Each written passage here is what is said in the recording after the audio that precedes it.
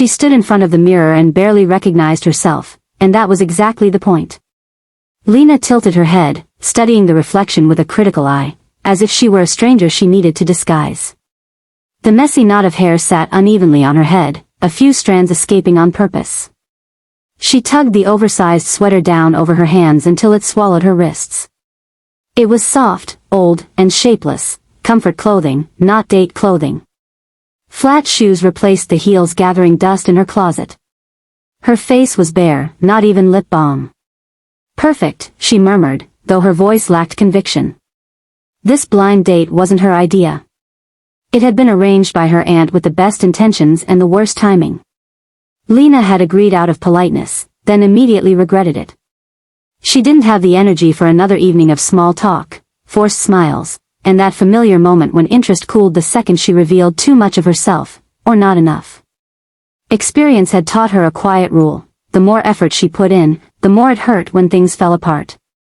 So tonight, she would keep herself unremarkable. If the date went nowhere, it would sting less.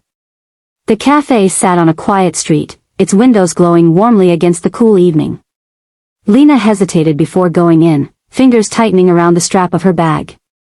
She reminded herself this was temporary. One drink, maybe two, polite conversation, then home. Inside, the smell of coffee and baked pastries wrapped around her. Soft music played somewhere overhead. She chose a small table near the window, a place that allowed both escape and observation. Setting her bag down, she pulled out a book she had already read twice, something to keep her hands busy and her expectations low. She checked her phone. No message yet. 10 minutes passed. She sipped water and told herself not to care. 15 minutes. A small part of her hoped he wouldn't show.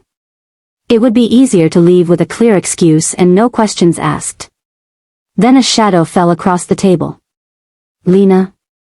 She looked up, ready with a polite smile that froze halfway. The man standing there wasn't what she had imagined. No rehearsed charm, no restless energy. He wore a simple jacket, his posture relaxed, his expression open in a way that didn't feel practiced.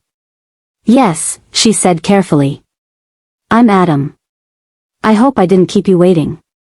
His voice was calm, steady, like someone who wasn't rushing to prove anything. "Not long," she replied, closing her book. He pulled out the chair across from her but didn't sit right away. "Is this seat okay?" She nodded, slightly thrown by the question. Most people just assumed. Once seated, he glanced around the cafe with a small appreciative smile. "This place is nice. Your aunt has good taste."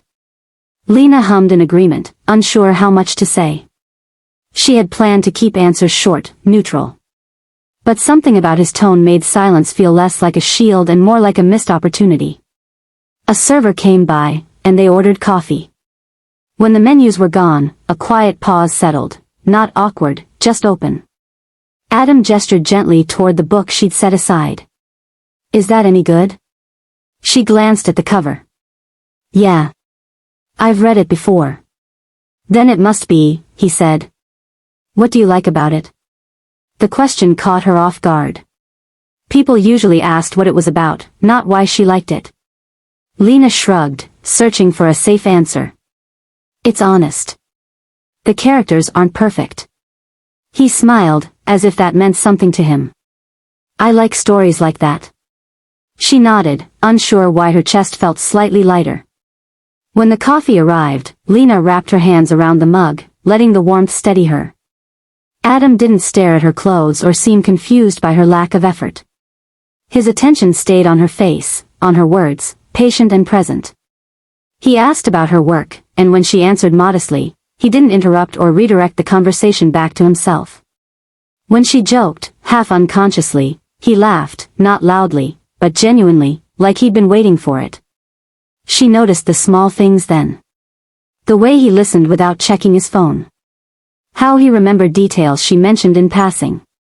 How he didn't rush to fill every silence, letting moments breathe. Lena tried to stay guarded. She kept her story simple, trimmed away the parts that usually invited misunderstanding. But the longer they talked, the harder it became to maintain distance. Her laughter came more easily. Her shoulders relaxed. At one point, she caught herself mid-sentence and stopped. Sorry. I'm talking too much. Adam shook his head immediately. I don't think so. There was no pressure in his voice, no flattery, just certainty. She looked down at her cup, surprised by how much that simple reassurance affected her. She had worn plain clothes and no makeup, but somehow she felt more exposed than she had on any date where she'd tried to impress. Time slipped by unnoticed. The cafe grew quieter as evening deepened. Lena glanced at the clock behind the counter and felt a small jolt of disbelief. An hour had passed. She should have felt tired or eager to leave. Instead, she felt comfortable. Curious. Adam leaned back slightly, smiling. I'm glad we met.